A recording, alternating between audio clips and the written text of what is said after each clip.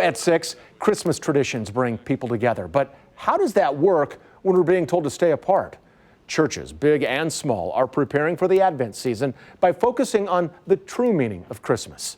KCTV5's Carolina Cruz has the story.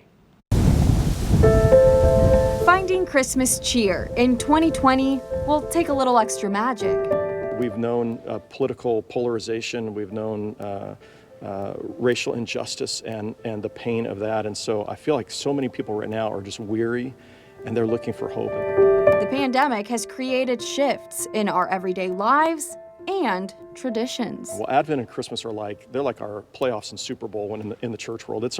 Christmas Eve is our biggest services of the year. Unlike last year, when senior pastor at Church of the Resurrection in Leawood, Adam Hamilton, greeted nearly 42,000 people in his congregation, he'll only be talking to a camera. Volunteers made thousands of Advent wreaths for families to participate virtually from home during the 4 weeks leading up to Candlelight Christmas. It's going to be a hope-filled service that I hope lifts people up and has them go, yes, this is what I needed. Connecting people to God, hope, and the joy of Christmas is tough when they're not at church. There are people say to me all the time that they miss it, and I miss it as well. Senior pastor at St. James United Methodist in KCMO, Emmanuel Cleaver III, is wishing for the health of his congregation this holiday. Most of the decorations are staying in storage, with services going online. And St. James has been hit hard. We've had several members with COVID and several of our members whose family members have passed as a result of COVID. This holiday, it's not about how many poinsettias or red and green decorations fill the church. It's about those listening to the Word of God for peace and joy.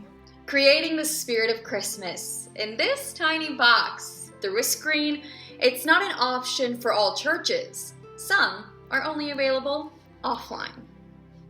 Now, we haven't had any issues with the COVID spreading among the congregation, and so we're pretty blessed here. St. Pius X Catholic Church in Mission doesn't have the technology or resources to take services online. Hopefully, when Christmas actually gets here, we'll still be able to have Christmas service, even if it's downsized from what we've done in the past. Parishioners will have to wear a face mask, sit at a distance, and hum, not sing along to traditional Christmas carols. Luann Wagner says with the surge in cases, some people are growing concerned, especially because the holidays draw larger crowds. I just don't know.